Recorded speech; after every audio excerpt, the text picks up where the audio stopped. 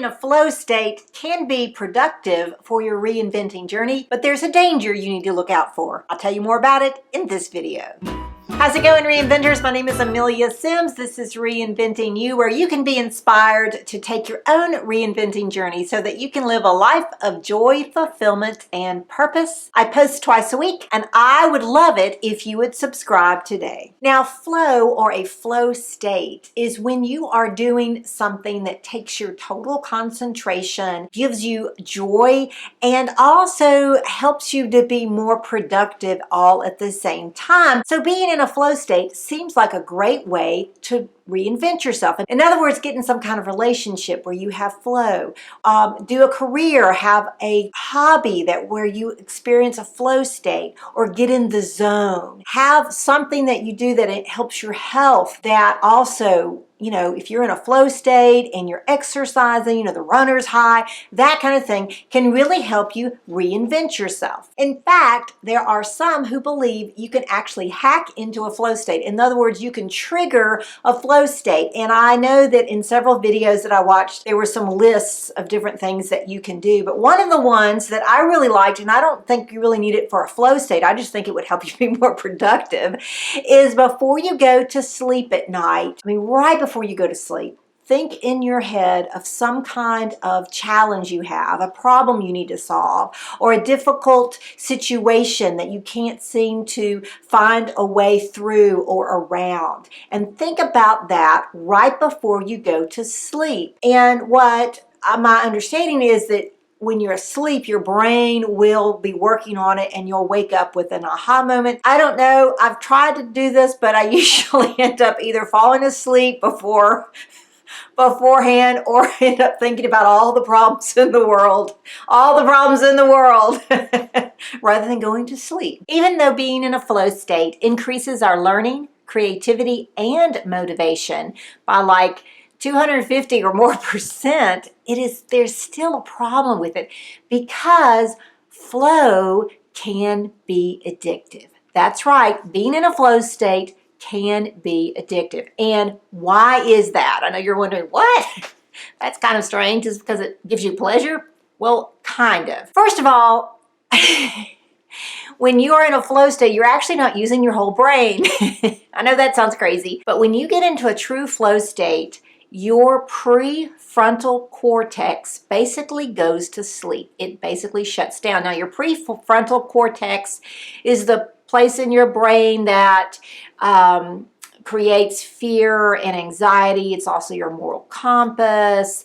It also, kind of creates problems and questions and doubts and fears and all of those kinds of things. And so when you get into a flow state, that part of your brain basically shuts down. Somebody called it a deep nap, it kind of goes into a sleep mode. And that doesn't happen very often. Not even when you're asleep does that happen. So flow state is a very different state.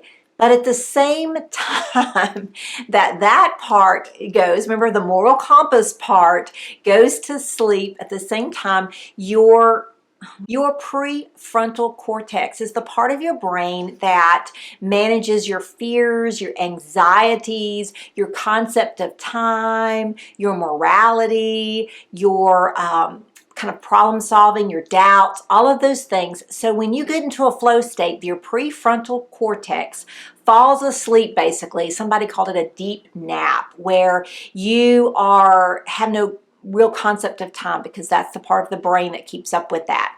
You are simply in the moment. You are there doing whatever activity it is. And when you are in that deep nap, that is when you have the time where your creativity is increased. And like I've said before in the videos that I've done before, in fact, if you want to check out my video that I've done about the flow state, you can check it out up here.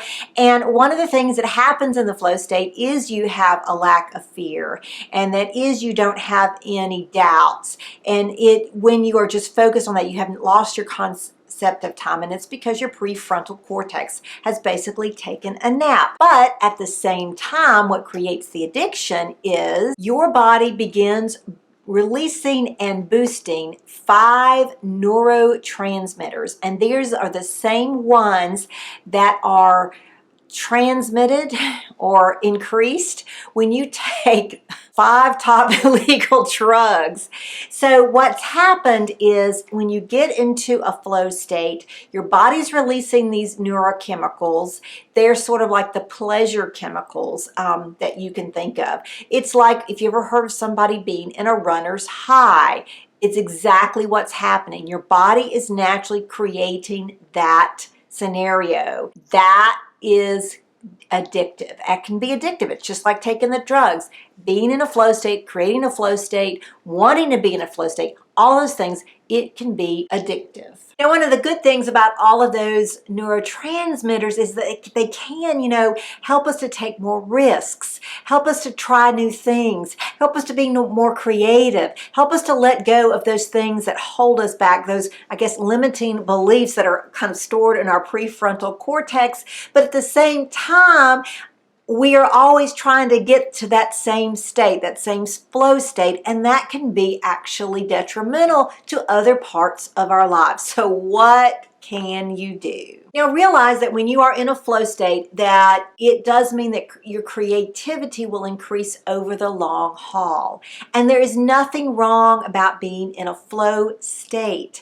I have a playlist up here if you want to know more about flow state in general, and you can see some more ideas that others have had about creating a flow state in our lives. But it's not something that you want to be continually in because, like I said, it can be addictive, and there are other parts of life that we do have to manage. We do have to struggle with fears and doubts and time and all of those things. I mean, that is a part of life. So even though we want to reach a flow state in a lot of things, especially when we find our passion or want to know our reason for being, we also can't be there all of the time. We do need our prefrontal cortex. It's sort of our area of our brain that keeps us from danger. So we want to, at the same time, we want to have the flow state. We don't want to become addictive to it. I'll give you an example that actually happened today. This morning, I was baking cookies, and I love to bake. I've always said this. I've loved to bake, and I'm baking cookies for my son's school. Now, he's a senior in high school, so this is sort of the last time I'll be baking cookies for a school event. I enjoy it so much. I was baking and, trying to do 4 types of different cookies, dozens of cookies coming off the production line. And all of a sudden I realized, hey, I'm in a flow state. I was so focused on what I was doing. I was enjoying. I had no concept of time. I didn't have to have music playing, and I'll enjoy music, and sometimes I have to have it when I'm doing some kind of activity just to keep me going, but I didn't need it. I was just being present in the moment. I was not thinking about, oh my gosh, I'm going to be making a mistake here. I was being creative. A couple of the recipes called for Crisco. I didn't have any Crisco, but I had butter. One of the recipes called for unsalted butter. I only had salted butter, so I had to be creative with the recipe.